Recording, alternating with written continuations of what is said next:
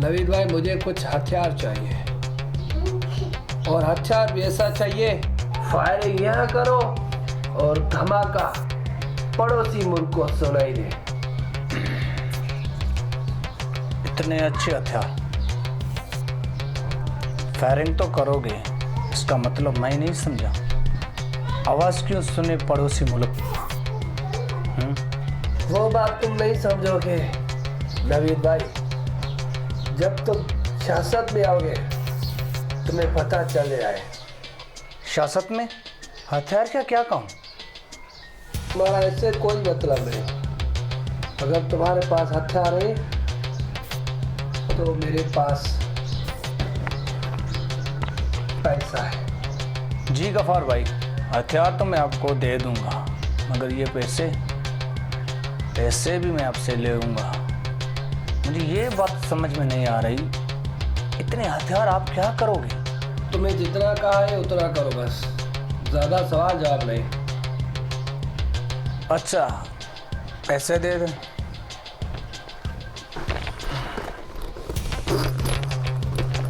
ये तो बस एडवांस है, बाकी के पैसे माल मिलने के बाद होंगे। गफार भाई, तुम्हें पता है नवीद भाई, पूरी दुनिया छोड़ के मैं तुमसे क्यों माल लेता हूँ? क्योंकि मुझे तुम्हारे हथियार अच्छे लगते हैं।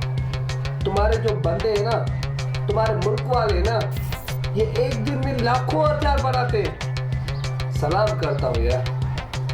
मुझे तुम्हारे बंदों की इलेक्शन में ज़रूरत है, कुछ धमाके करवाने, उसके भी पैसे दूंगा। मैं अपनी कौम के साथ ऐसा नहीं करूँगा। धमाके में तो मेरी बंदी मरेंगी ना।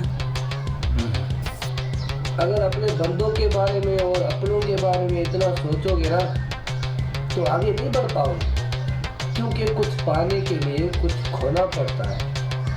यहाँ सियासत में आने के लिए ना अपनों को ही गंवाना पड़ता है, अपने हाथों से मारना पड़ता है।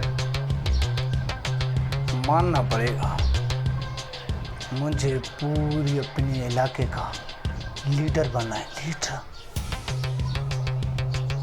अगर मेरी बात मानोगे, इस इलाके का नहीं, इस मुल्क का लीडर बनोगे। मैं तुम्हें बनाऊंगा लीडर, ये तुम्हारे साथ बात। नवीद की दीवी हुई मौत बड़ी कसाई है। डील पक्की, जुम्मे की रात तक तुम्हारे पास हथियार आ जाएंगे। डील पक्की, मुझे तुम्हारे हथियार का इंतजार है।